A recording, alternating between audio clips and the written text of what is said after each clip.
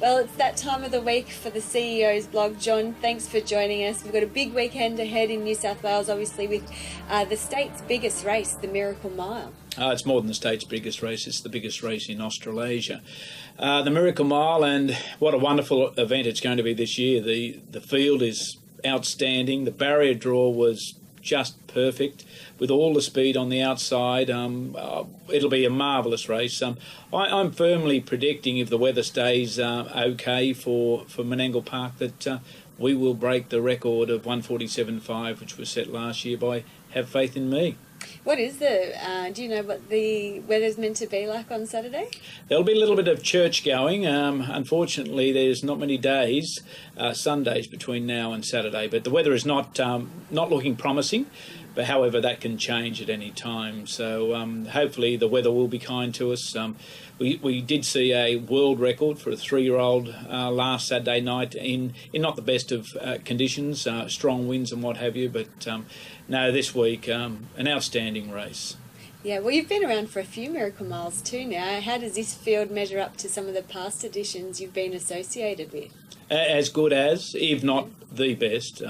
Across the board, as I said, the barrier draw just brought all those horses well and truly in contention. Hector JJ, the owners there were a little bit despondent because he'll have to start from the outside of the front row, but I reminded them, talking about seeing a few Miracle Miles, Young Quinn was the first horse to win from barrier 6 at Harold Park, so it can be done. Of course, as far as harness racing New South Wales and the industry should be concerned, everyone thinks our Waikiki is a New Zealander. He's a New South Wales Breeders' Challenge horse, and we'll be pinning our hopes on him to carry the flag. Yeah, well, he is part owned by New South Wales Connections as well.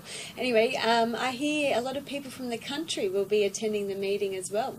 And this is fantastic. The Principal Club with Harness Racing New South Wales really got behind some of the clubs in the country, and it's great that some of those clubs did actually support a promotion, and we'll have around about 400 visitors from the country clubs attending the Miracle Mile this week, and it is our flagship race, and we have other great carnivals, but the Miracle Mile is really something special. A large crowd will be attracted, many from interstate, and the support program is just something to die for if you're a harness racing enthusiast. Yeah, well, after the Miracle Mile, the feature racing continues here in New South Wales. Obviously, the Carnival of Cups is still in full swing.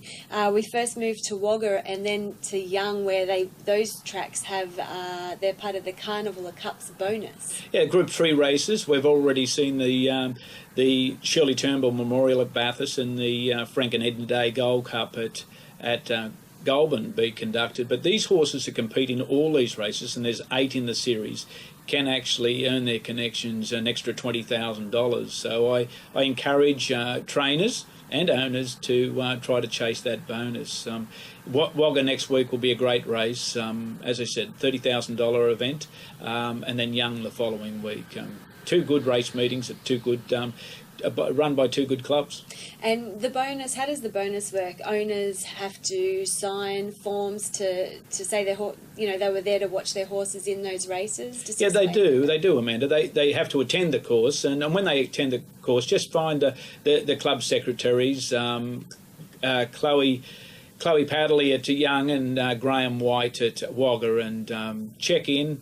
Record your name, you'll get bonus points, and at the end of the 8 races, somebody will come out a very lucky and worthy recipient of some really good money.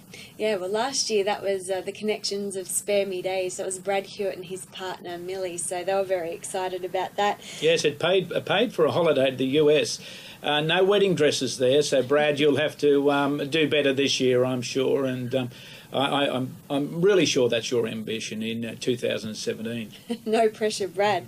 All right, one last topic I want to speak with you, compliance issues at tracks following the Goulburn incident. Yes, for clubs out there, the compliance issues for any workplace safety is paramount for Harness Racing New South Wales, and of course it should be paramount for those clubs.